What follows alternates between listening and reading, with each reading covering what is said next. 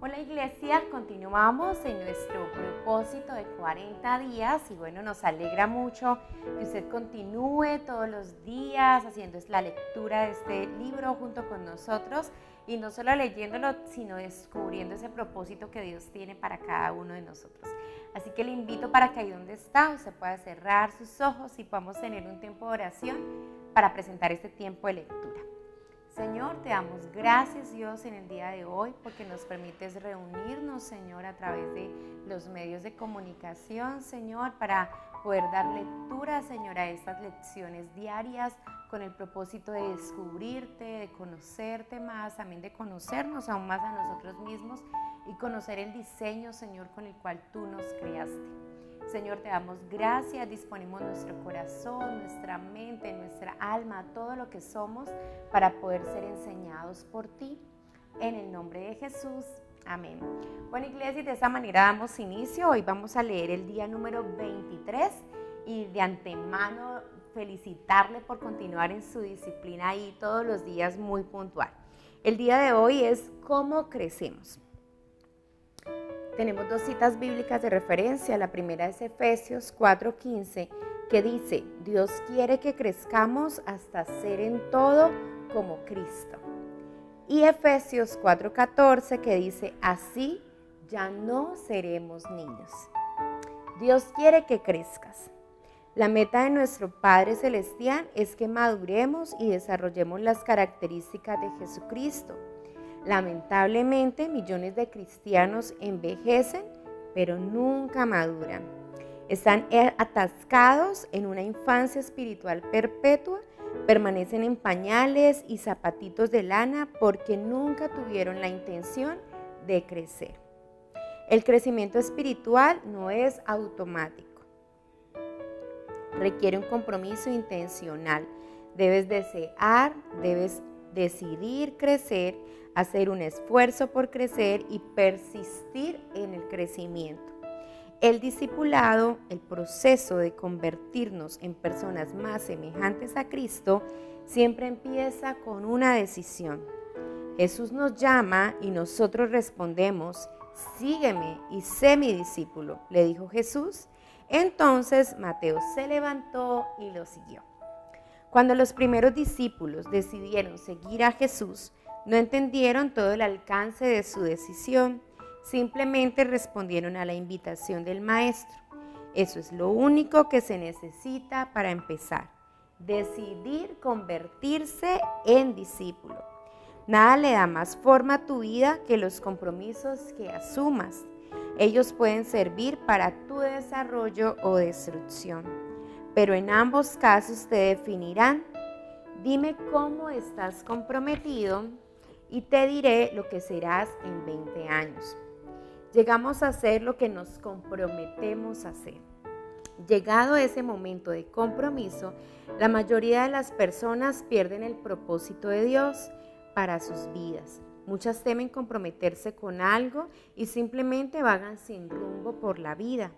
Otras, sin mucho entusiasmo, se comprometen con valores incompatibles y acaban en la frustración y la mediocridad. Otras asumen un compromiso total con metas mundanas, tales como llegar a ser ricas o famosas, solo para terminar defraudadas y amargadas. Como todo lo que se elige hacer tiene consecuencias eternas, será mejor que elijas con sabiduría. Pedro advierte: ya que todo lo que nos rodea será consumido por el fuego, ¿qué vidas santas y piadosas deberíamos vivir? Primero, el papel de Dios y el tuyo. Ser semejante a Cristo es el resultado de que tomas las mismas decisiones que Él y dependas de su Espíritu para ayudarte a cumplir con tus decisiones. En cuanto decidas con seriedad llegar a ser semejante a Cristo, deberás empezar a actuar de una manera nueva. Tendrás que abandonar algunas rutinas viejas, desarrollar hábitos nuevos y cambiar intencionalmente tu manera de pensar. Podrás estar seguro de que el Espíritu Santo te ayudará con tales cambios. La Biblia dice: lleven a cabo su salvación con temor y temblor, pues Dios es quien produce en ustedes tanto el querer como el hacer para que se cumpla su buena voluntad. Este versículo muestra las dos partes del crecimiento espiritual: lleven a cabo y produce. El llevar a cabo es una responsabilidad y el producir es el papel que desempeña Dios. El crecimiento espiritual es un esfuerzo de colaboración entre nosotros y el Espíritu Santo. El Espíritu de Dios trabaja con nosotros, no simplemente en nosotros. Este versículo, escrito para los creyentes, no se refiere a cómo ser salvos, sino a cómo crecer. No dice trabajen para su salvación, porque no se puede agregar nada a lo que Jesús ya hizo. Durante un entrenamiento físico trabajamos realizando ejercicios físicos para desarrollar el cuerpo, no para conseguir un cuerpo. Cuando armas un rompecabezas, cuentas con todas las piezas. Nuestra tarea es armar el rompecabezas. Los granjeros trabajan la tierra, no para conseguir la tierra, sino para desarrollar la que ya tienen. Dios nos ha dado una nueva vida. Ahora somos responsables de desarrollarla con temor y temblor. Eso quiere decir que tenemos que tomar nuestro crecimiento espiritual en serio. Cuando las personas consideran de manera trivial su crecimiento espiritual, eso muestra que no han entendido los alcances eternos de su decisión, como vimos en los capítulos 4 y 5. Segundo, cambia tu piloto automático. Para cambiar tu vida debes cambiar tu manera de pensar. Detrás de todo lo que haces hay pensamientos. Toda conducta es motivada por una creencia y toda acción es incitada por una actitud. Dios reveló esto miles de años antes de que los psicólogos lo entendieran. Tengan cuidado de cómo piensan. La vida es modelada por sus pensamientos. Imagina un paseo en bote con motor en un lago, con el piloto automático puesto en dirección hacia el este. Si decides dar vuelta atrás y dirigirte al oeste, tienes dos posibles maneras de cambiar el rumbo del barco. Una es tomar el timón y físicamente obligarlo a que se dirija en la dirección opuesta a la que señala el programa del piloto automático. A pura fuerza de voluntad podrías vencer el piloto automático, pero sentirías la resistencia todo el tiempo.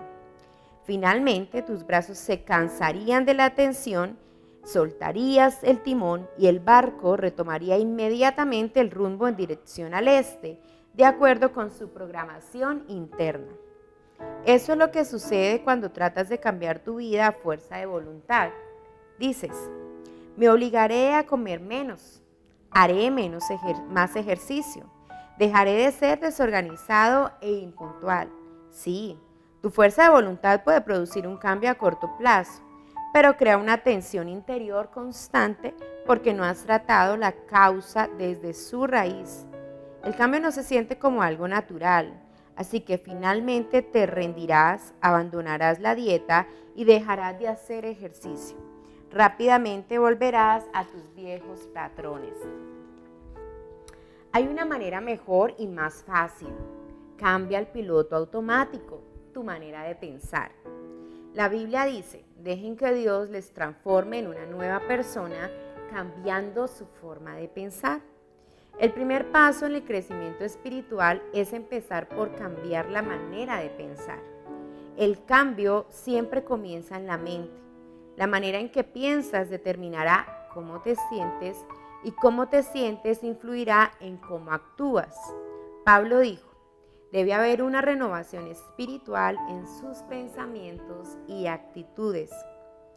Para ser como Cristo, debes desarrollar en ti su mente. El Nuevo Testamento le llama a este cambio mental arrepentimiento, que en griego literalmente significa cambiar tu mentalidad. Te arrepientes siempre que cambias tu manera de pensar y adoptas la manera de pensar de Dios con respecto a ti mismo, al pecado, Dios, otras personas, la vida, tu futuro y todo lo demás. Asumes la actitud de Cristo y su perspectiva. Se nos manda que pensemos del mismo modo en que pensaba Cristo Jesús. Este mandamiento tiene dos facetas. La primera faceta de este cambio mental consiste en dejar los pensamientos inmaduros que son egoístas. La Biblia dice: no sean niños en su modo de pensar, sean niños en cuanto a la malicia, pero adultos en su modo de pensar. Los niños son por naturaleza completamente egoístas. Solo piensan en sí mismos y sus propias necesidades. Son incapaces de dar, solo pueden recibir. Tienen una manera de pensar inmadura. Por desgracia, muchas personas nunca se desarrollan más allá de ese nivel. La Biblia dice que esta manera egoísta de pensar es el origen de conductas pecaminosas. Los que viven siguiendo sus egos pecaminosos solo piensan en las cosas que su ego pecaminoso desea. La segunda faceta para pensar como Jesús consiste en que empieces a meditar con madurez, enfocándote en otros, no en ti mismo. En su gran capítulo sobre el amor verdadero, Pablo concluyó que pensar en los demás era señal de madurez. Cuando yo era niño, hablaba como niño, pensaba como niño, razonaba como niño. Cuando llegué a ser adulto, dejé atrás las cosas de niño. En la actualidad, muchos suponen que la madurez espiritual se mide por la cantidad de información bíblica y doctrina que uno sepa. Si bien el conocimiento es una medida de la madurez, no es todo lo que se necesita. La vida cristiana es mucho más que credos y convicciones. Incluye la conducta y el carácter. Nuestros hechos deben ser congruentes en nuestros credos y nuestras creencias deben ser respaldadas con una conducta semejante a la de Cristo. El cristianismo no es una religión ni una filosofía, sino una relación y un estilo de vida. El centro de ese estilo de vida es pensar en los demás como lo hizo Jesús, en lugar de pensar en nosotros mismos. La Biblia dice: cada uno debe agradar al prójimo para su bien, con el fin de edificarlo, porque ni siquiera Cristo se agradó a sí mismo. Pensar en los demás es la esencia de ser semejantes a Cristo y la mejor evidencia del crecimiento espiritual. Esta manera de pensar es antinatural, va en contra de nuestra cultura, es rala y difícil. Afortunadamente tenemos ayuda. Dios nos ha dado su espíritu, por eso nosotros no pensamos igual que las personas de este mundo. En los siguientes capítulos miraremos las herramientas del Espíritu Santo que el Espíritu Santo usa para ayudarnos a crecer.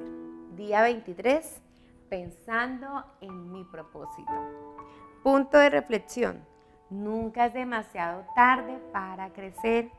Versículo para recordar: cambien su manera de pensar para que así cambien su manera de vivir y lleguen a conocer la voluntad de Dios, es decir, lo que es bueno, lo que es grato, lo que es perfecto. Romanos 12:2. Pregunta para considerar: ¿cuál es una de las áreas donde necesito dejar de pensar a mi manera y comenzar a pensar a la manera de Dios? Y en eso que acabamos de ver en este día, en nuestro día número 23, acerca del crecimiento, recordemos que es intencional. Nosotros debemos buscar crecer en el conocimiento de Dios y en nuestra forma de pensar. Así que vamos a orar y vamos a pedirle a Dios que nos ayude a mejorar. Padre bueno, en el nombre de Jesús, hoy te pedimos que tú renueves nuestra mente, Señor, para que de esa manera también nuestra forma de comportarnos también sea renovada y cambiada y transformada. Te damos gracias por darnos el tiempo y por permitirnos estudiar y conocer más de ti. Ayúdanos a ser renovados, Señor, y a dar un testimonio como adultos que ya conocen tu verdad. Te damos muchas gracias, Dios. Te bendecimos, Señor, en el nombre de Jesús. Amén. Iglesia, de esta manera hemos terminado nuestro día número 23. Así que queríamos invitarles para que, si desean, puedan tomar una fotografía, puedan subirla en sus redes sociales, compartirla, etiquetando @IMECCentral con el hashtag Iglesia en Casa. Para nosotros ha sido un gusto poder acompañarles. Nos vemos mañana en este mismo horario. Dios les bendiga.